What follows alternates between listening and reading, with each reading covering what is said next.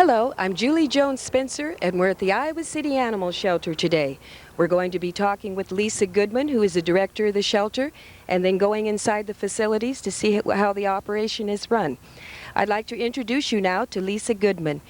Lisa, could you please give me some information about what your duties are here as the director at the shelter? Well, primarily what we do here and what I do here is ensure that the animals in Iowa City and Coralville and from the county areas that come into our facility are cared for properly, that as many as can be are adopted, that we issue licenses, that we enforce the laws of the city and the state regarding animals and their welfare. And that's primarily what we do here. Now, what kind of experience, background do you bring to this position? Well, I've been doing this for 12 years now. I ran a facility in Los Angeles, California, in a big urban area. And this is a lot smaller, but it's the same business. And I have a lot of care and educational background and experience in animal handling. Mm-hmm. Now, did you grow up with a lot of animals? I sure did. Every kind of animal you can imagine, from little teeny mice and rats all the way up to dogs and horses and things like that. Okay. Well, I have quite a few more questions I'd like to ask you how the facility is run, but why don't we go on inside and see what's going on in there then. Thank you very much, Lisa. Thank you. Mm-hmm. We're now standing in the receiving area of the animal shelter. Lisa, could you give me some information about what goes on in the receiving area? Well, in this area we have people who bring animals in to us. We also have animals go out that are adopted in this area where we can give people information on how to care for those animals properly. We issue licenses out of this area, take lost and found reports of animals. We also take cruelty reports if anybody sees anybody mistreating an animal. We take those reports here, where the officers pick up those calls and go out and investigate them. I see. Could you tell me a little bit about the lost and found? Say, for instance, somebody finds a dog or cat on the street. What's the procedure? What do you do when they bring it in? Well, what they should do first is they should call us. We may already have a report of somebody who has found their animal, mm-hmm. and we can match the two together and they can meet and be happy again. Mm-hmm. But we take lost and found reports from both people who have found animals or lost animals, and we try and match them up together. We ask that people call us back if they find the animals that they've lost. And the ones that are found that are brought in here, again, we look at our book to ensure that we don't have a lost report. Mm-hmm. About how many animals on the average are brought in on a yearly basis that are lost? About 2,000 a year. Oh, is what that's quite a few. Yeah. Mm-hmm. Now, is that quite a high number for a city this size? Not really. The biggest problem is that most of those animals, or probably 10% of those animals, have a collar or a tag on, mm-hmm. and that's it. And those are the animals that are going to get back home easily. Mm-hmm. The rest, we have a problem finding their owners. And if they only had tags on, it'd be much easier to get them back home. Mm-hmm. What is the procedure here in the city on the tags? Every animal has to be registered with the city or Johnson County, or how does that work? Well, in the city of Iowa City and the city of Coralville, we have a licensing system. And every dog and cat has to be licensed in the city and have a current rabies shot. We also have licenses for exotic animals in the city of Iowa City. And so they must be licensed, although they don't need a rabies vaccination. In Johnson County, there was a licensing system. I don't know if that is still in effect at this time. Mm-hmm. Now, you mentioned exotic animals. What type of animals do you consider exotic? Well, we're talking about anything that's exotic, a boa constrictor to a potbelly pig to a tiger, lion, or bear. Those are would be considered exotic animals. An animal that would otherwise be considered a wild animal that is not indigenous to the area of Iowa. I see. Is there anything else you'd like to add to this? Anything else you'd like to show us in the receiving area? Well, I do want to tell people that in this area we have a photo board of animals that have successfully been adopted from here, and pictures that have come back from those mm-hmm. folks. We have a lot of information in the lobby that's available to people if they simply want to come in and pick up information, whether they want to do business here or not. And we have Catherine, of course, who's our mm-hmm. house cat, mm-hmm. sitting over there on the cage. And she kind of hangs out and is here to welcome people as they come. Now, how long has Catherine been here? Catherine's been here since I came, so it's been a year now. I see. And as you can see, she's very comfortable. She sure looks like it. I'm sure she's treated quite well also. Oh yeah, she treats us well, I guess. She kind of runs the place. What's the average number of, in a year that people bring in? You said 2,000? Is this what about people that are unable to care for their pets anymore? Is that contained within that figure? Yeah, that would also be within that figure, and I don't have an exact figure of how many specifically come in that can't be cared for any longer. It's very seasonal. We do get a lot of students from the university bringing animals in during their break periods when they're going home or to other places and they can't care for them or don't want to at that time. We also get folks that can't afford their own housing anymore and they're bringing in animals. Or we simply get folks that ended up with animals that had young because the animals weren't spayed or neutered and they can't find homes for them, so they bring them in here. Okay, well thank you very much, Lisa. We are now in the treatment room at the animal shelter. Lisa, could you tell me what type of procedures take place in here? Well, a variety of different things take place here. Our health technician will take animals in here when they first come in, like this little dog here came in today and had a little skin condition. And so that will be treated here and cleaned up and a medication put on. We deal with ear mites in here and wormings. We do heartworm tests and leukemia tests on cats, heartworm on dogs in here. The animals will receive their vaccinations, and any kind of medical procedure that needs to take place will take place in here. Yeah, How many licensed veterinarians are here? Are you all licensed? we have no veterinarians on staff. We use veterinarians out in the community. We have a licensed health technician that works for us here. I see. Now, usually when the animals are brought in, what type of condition are they in? A lot of them, I suppose, are in pretty poor condition.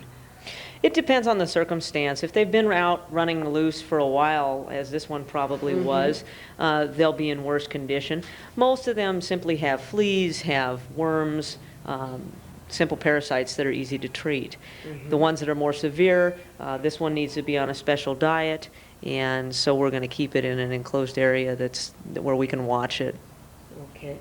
Now, on the how many once the animals are brought in, what percentage do have to be put to sleep that are brought in? It depends on the season, quite frankly. Right now, our percentage of dogs that are being euthanized is approximately 1%. The euthanasia rate for cats is much higher. If you remember earlier, I talked about animals that come in don't wear tags quite often. Well, fewer cats have tags on than dogs. It's much easier to find a dog its home than a cat. And so due to that fact, we get a lot more cats, we can't find their owners, and we euthanize more cats. So the euthanasia rate for cats right now is approximately 30%. I see. Lisa, I know you've implemented some new programs here to help with the adoption rate. Could you tell us a little bit about that, what you've tried to do? Well, what we're trying to do is get more people interested in coming into the facility, not thinking that the facility is this horrible place where all they do is kill animals. That's not what we do here. We're an educational facility. We go out into the community and we speak to schools and all sorts of different community-related businesses and such. We've also done a lot of advertising through the newspapers, through TV, programs like this to try and get people to come in and adopt. There are homes out there, it's just a matter of finding them. And we believe that we can do that through getting the word out that we're here. Okay. It seems like that rate, percentage is quite low for a city of this size. It sounds like you're doing a great job here with the adoptions. Well, we're trying hard. What people have to understand is that quite often I'll make statements of our euthanasia rate, and the first thing that people think is, oh great, I'll take my animal there because it won't get killed. But what they don't understand is that the more that come in, the more have to be euthanized. It very seldom has to do with anything other than we don't have the space. And if we don't have the space and we can't get them adopted out, then something else has to happen. And that, quite frankly, is euthanasia. So yeah, our statistics are low nationally, and that's primarily because we're willing to hold them and attempt to find homes for them. Now, what's usually the longest you will hold an animal here? I don't have a particular maximum amount of time. The longest that we've held an animal since I've been here has been 2.5 months before it got adopted. A lot of whether I'll hold the animal longer or not will depend on the animal and how it's doing. Some animals don't do well in a shelter environment or in a caged environment, and although these animals get walked and socialized and played with on a daily basis, some do get depressed, and some have behavioral changes the longer they stay here. So a lot of it, each animal will be evaluated on a regular basis to see how it's doing. Okay. As long as we're talking about the adoption, could you please tell us what is the procedure there if somebody wants to come in and adopt, what the fee is and exactly what they need to do? Sure. Well, a dog that is not spayed or neutered is $65 to adopt. Now, 40 of that is a spay-neuter deposit that the folks who adopt will get back once they show us proof that that spay or neuter has been done. There's an Iowa state law that requires that that be done for every animal that leaves this shelter. For cats, it's $45, and 30 of that is refunded. And within part of that adoption includes a license for the first year if you're a local resident, bath and a flea dip, vaccinations, leukemia test for cats, heartworm for dogs if they're old enough, worming, ear mite check, all sorts of different things that we do for these animals. And you do have a list of veterinarians they can go to within the community to have this done? Yes, we do, and we also issue to every adopter a certificate for a free exam at any vet in Johnson County, and that's paid for by the Humane Society. Well, it sounds like it's quite affordable, plus they are getting a good start when they leave the shelter. Yeah, they sure are. Can you think of anything else you'd like to add?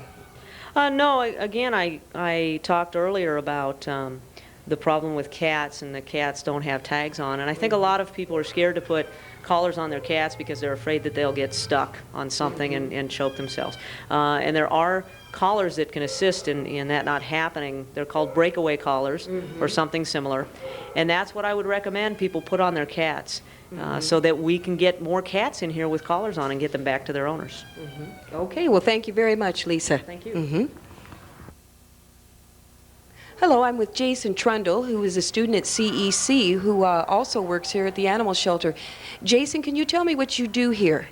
Well, I feed the dogs and cats, and I help give shots and normal stuff that everybody else does here. Now, is this part of a class assignment, or Yeah, do you volunteer for this? Yeah, I get credit for coming down here. I come down here at 12:30 and I leave at like 5. And you do that 5 days a week? Yep. And I get credit for it. Science, math, American studies. Do you want to be a veterinarian? Well, I'm thinking about it, but I don't know. If I do, I think I'd like it. Well, you're getting some really good experience here. Thanks a lot for talking with us, Jason. Hello, we're still in the holding area. Lisa, could you explain to us, the animals are first brought in when they're put in these cages. What's the procedure from here? Well, this is where the animals are evaluated by myself and the staff and our health technician, and this is where they get checked for any kind of infections or any kind of bacterial things that they may have. This is where they may be treated before they're able to move into the general population. Cats in this area are tested for feline leukemia with a saliva test. We don't want to transmit that to anybody that we don't have to. And this is where we check their temperament also to see how they're doing and if they're able to move into the regular population. Sometimes we get an animal that is so scared. Maybe it's a cat that's never been around other cats before, and it's not ready to go into a area that has a whole bunch of cats in it. So in here it's quiet, it's away from the dogs, and they can just relax and get ready to move on to the next area. Now, are most of these strays that are brought in, or what is the history of some of these animals? Most of these animals are strays. I may have one or two owned animals in here that were brought in by an owner. But as you can see, this little kitten here, This one here? has a purple flea collar on, and yet no one has claimed it. Now, somebody put that collar on that cat. It didn't go and buy it itself That's true. and put it on. So someone owned this cat, and they haven't come to the shelter to claim it. And Now, how about these two little kittens down here? Are those collars, you put those collars on them? we put those collars on to identify them. We will often get animals that look a lot alike, and we don't want to mix them up on their treatments and such. So we will put these collars on them to identify them. And these two little kittens were found by somebody who is very concerned about their welfare and wants them to be adopted, of course. And they're cute, and they appear to be healthy, and they'll be tested as soon as they need to remain here for 4 days while the owners look for them. I see. And if there is no owner that comes, they will go up for adoption if they're healthy. Now, what about the adult cats? Obviously, they were raised by somebody if they're not wild. Do most of the owners come back to claim these, or what's the adoption rate on the adult cats? The adoption rate on adult cats actually is pretty good. We do have people who realize that kittens are an awful lot of work and would rather have an adult cat that's settled in, isn't quite as excitable or as rambunctious, and is just there to be a good house pet. No, we don't get a lot of reclaims on adult cats. Again, we have another one here that has a white flea collar on that no one has claimed. And it is a problem, as you can see. But again, like you said, these are adult cats. They're not wild. Yeah. Someone has cared for these animals, and yet they're not coming to look for them. Now, you mentioned that, such as when the students leave between breaks or summer, how many more animals come in during that period of time compared to the other times of the year? Well, we see a tremendous increase in the animals that come in. The door is opening every hour, and there are animals coming in, and students saying, I just can't keep it any longer, or, you know, I have too many, or it had babies, or a variety of reasons. I want to clarify, it's not only students, but it is a problem. It is something that students really need to think about. Animals are a tremendous responsibility. They're like having a child, and most university students wouldn't choose to have a child while they're in college, so it's something to really think about. Okay. Well, thank you very much, Lisa. Thank you. We're now in the viewing area of the shelter. Lisa, could you explain, when are the animals brought out to the viewing area? Well, most of the dogs are brought out fairly quickly, only because we don't have room to keep them in other places. We do try and keep them in the back for a little while to see their personalities and check them out. But generally they're brought pretty much straight out. They're not put up for adoption immediately, however. They're also held for the 4 days. But people can walk up and down the hallways here and look at all the animals and see what's available. Okay. Could you point out a few of the dogs, for instance, that you have in here and tell us a little bit about them? It's Well, getting a little noisy, but I think we can hear. It is getting a little noisy. Here we have a little terrier puppy that actually was adopted here when it was younger. This dog is now 7 months old. It was adopted as a young pup. Unfortunately, the folks who adopted it had a young child, and the dog was a little bit too rambunctious for their child, they felt, and so the dog was returned to us.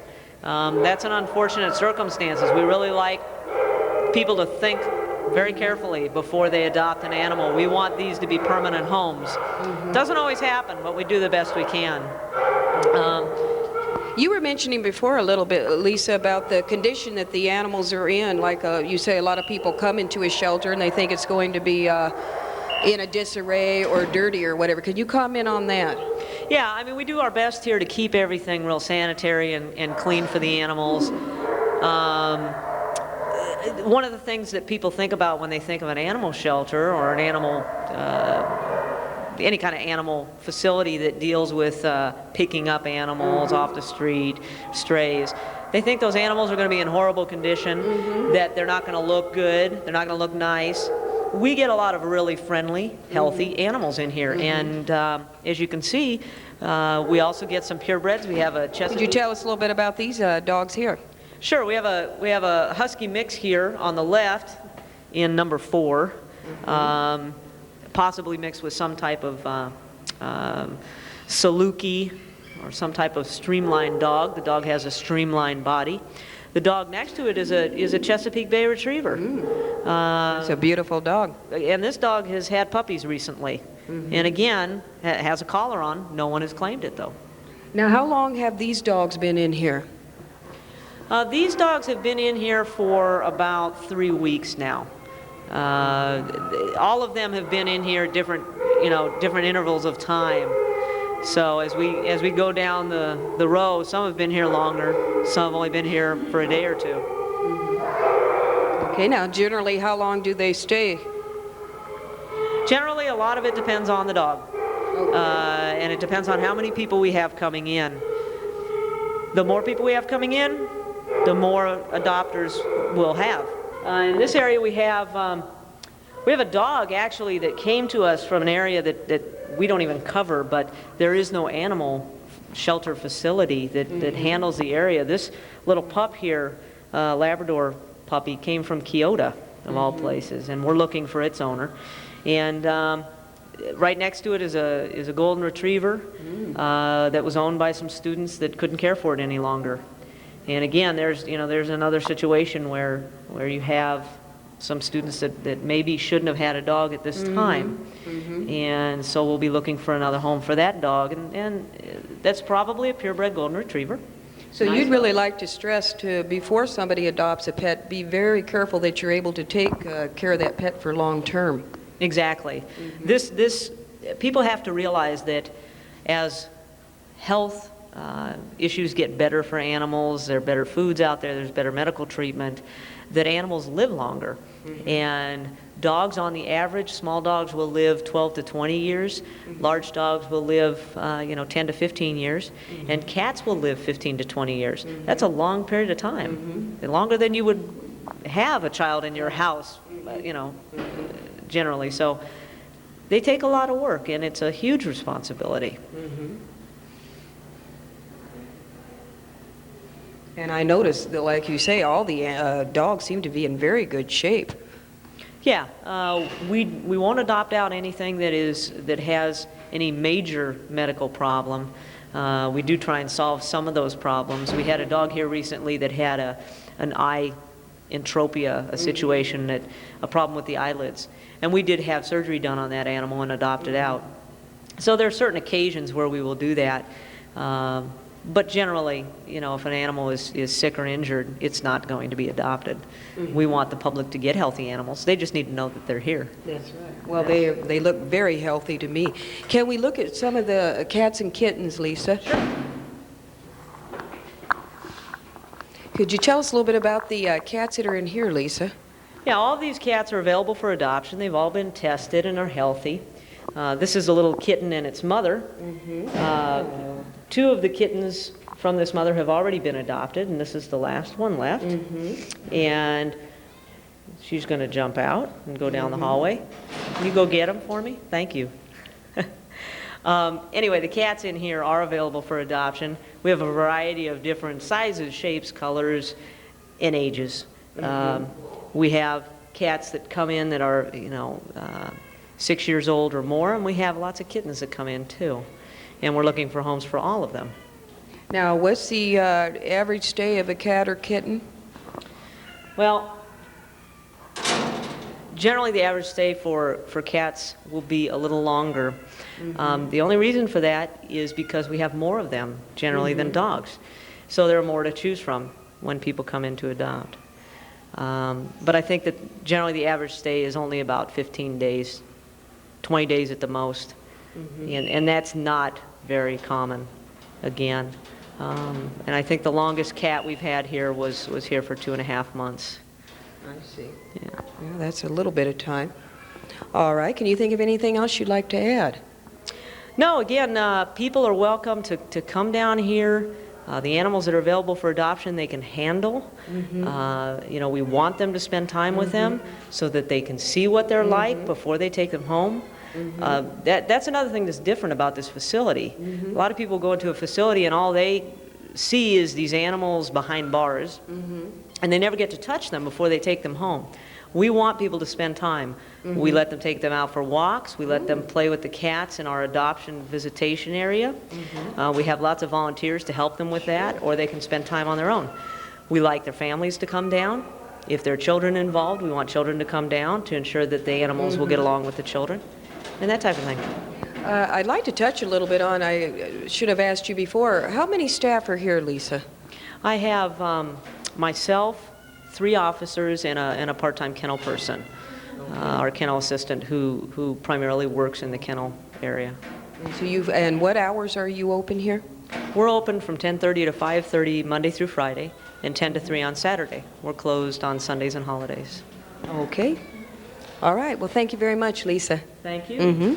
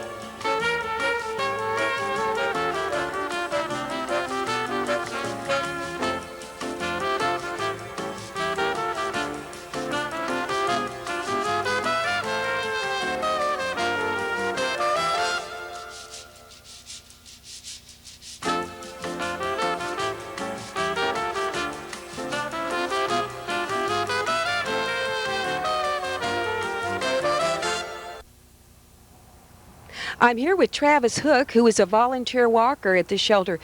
Travis, can you tell me exactly what you do here? Well, you just come down to the Humane Society down here at the end of Clinton and volunteer to walk the dogs. They got usually around 10 to 15 dogs at a time that could really use walking. It's the only time they ever get walked is through volunteers, so they could use all they can get. I think it's a great experience. It only takes about an hour or so. Puts you in a good mood. The dogs don't know that you're failing classes or anything like that, so they'll walk with you no matter what. Now, how often do you come down here, Travis? They take you once a week, and you can come in at mornings at 8 o'clock or noon or an afternoon walk. Okay, so you need lots of volunteers here to help out with walking the dogs. Yeah, they usually could use about 3 a day, and I do it Wednesday afternoons, and it takes, like I said, it takes about an hour or so, and no matter how bad a mood you're in, I can guarantee it'll put you in a good mood. Well, maybe that'd be for somebody that perhaps can't have a dog because of the apartment they live in, but yet they can help out by coming down here and volunteering to walk. Yeah, there's no question about it. I live in a building that doesn't allow dogs, and I really like dogs, and to walk, I mean, just to come down here, can hang out with them for an hour or so, and I know a lot of the walkers can't have dogs, and they come down here, and it's a way to just be around dogs if you really like dogs and be able to walk them. Well, I'm sure the dogs really appreciate it. Thank you very much, Travis. No problem.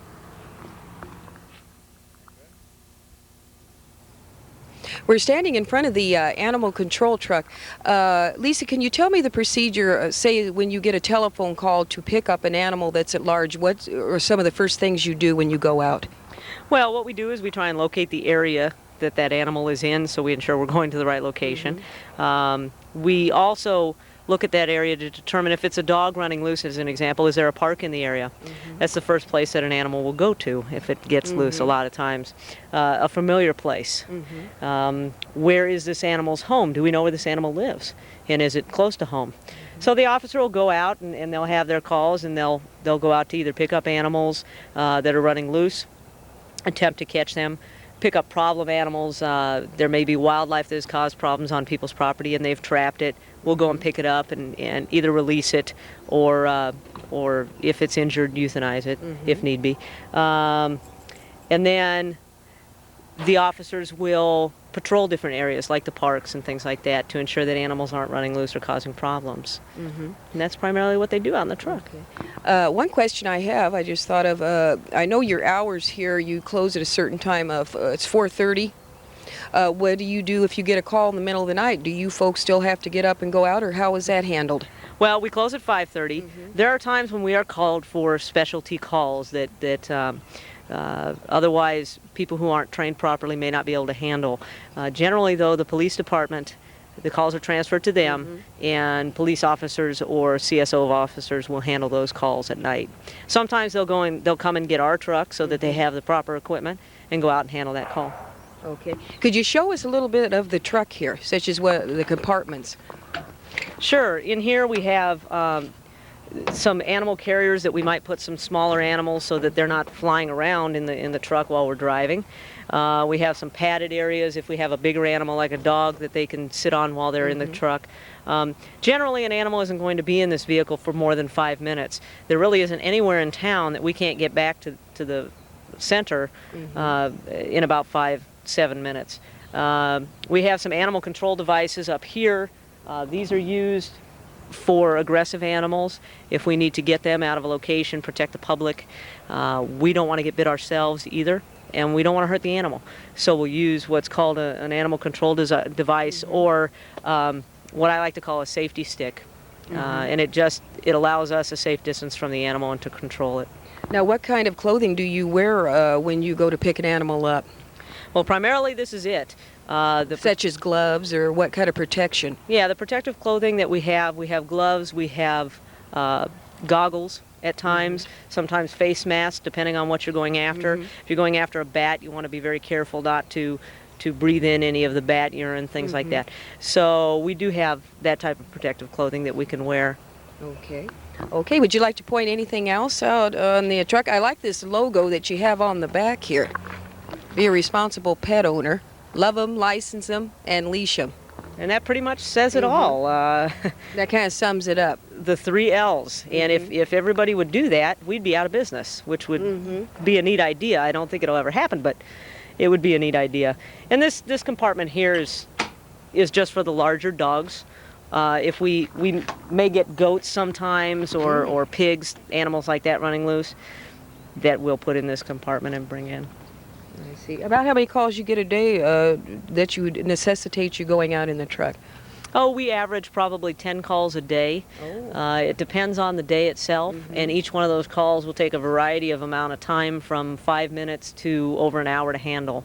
If there's an animal stuck in a chimney or an event or something like that, between walls, cats get themselves stuck in all sorts of places, that kind of call may take a little longer. Okay. Would you like to add anything else, Lisa? No, just that people help us out and be responsible pet owners, and put a tag on your animal. If you don't live in the city where there's a licensing system, put an ID tag on your animal that has your name, telephone number, and address on it. And come down and visit us at the shelter and spend some time down here. Volunteer. It's a great place to volunteer. People are friendly, and the animals, of course, are friendly. And not only the dogs need to be walked, but the cats need to be played with too. So it's a fun place. Thanks, Lisa. Thank you. I want to thank you very much, Lisa, for talking with us today and taking us on a tour of the facility. It's been very informative. I sure appreciate it. You're welcome. And I'd also like to thank Richard Baker, my cameraman. And I also have some very exciting news. The 1st of November, we're going to be starting a new series on PATV, which will be called Adopt a Pet with Lisa Goodman.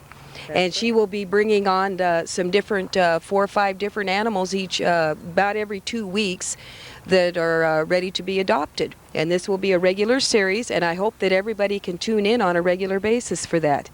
So from the Iowa City Animal Shelter, this is Julie Jones Spencer, and I'd like to thank you very much for tuning in.